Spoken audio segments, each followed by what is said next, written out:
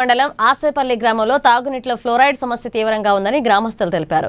Machine Bhagiratha నీరు అందక 2 బావుల నీటిలోనే సుమారు 50 కుటుంబాలు వినియోగిస్తున్నట్లుగా చెప్పారు. ఈ నీటి వల్ల కిడ్నీ వ్యాధులు పెరిగాయని, 4 మృతి చెందక పలువురు డయాలసిస్ చేయించుకుంటున్నారని ఆరోపించారు. వెంటనే సురక్షిత తాగునీరు, మినరల్ వాటర్ ప్లాంట్ ఏర్పాటు చేయాలని అధికారులను కోరారు.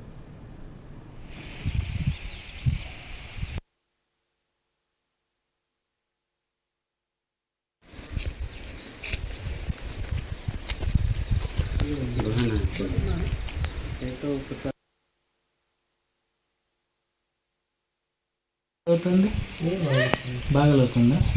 ఇంకా 10 ఫీట్స్ ఉందా?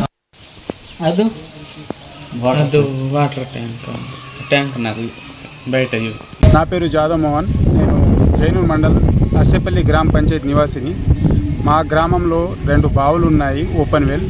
అందులో క్లోరైడింగ్ వాటర్ ఎక్కువ ఉండటం వలన ఇప్పటివరకు 4 కిడ్నీ వ్యాధితో మరణించడం జరిగింది.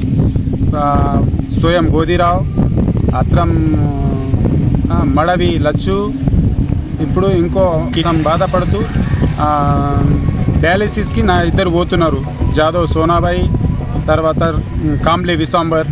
కావున ప్రభుత్వం స్పందించి మా గ్రామ పంచాయతీలోని 2 బావులు ఉన్నప్పటికీ ఫ్లోరైడింగ్ వాటర్ రావడం వల్ల బాగా ఇబ్బంది పడుతున్నాం. కాబట్టి ప్రభుత్వం స్పందించి మాకు మినరల్ వాటర్ ప్లాంట్ మంజూరు చేయగలని విజ్ఞప్తి చేస్తున్నాను. నా పేరు జాదవ్.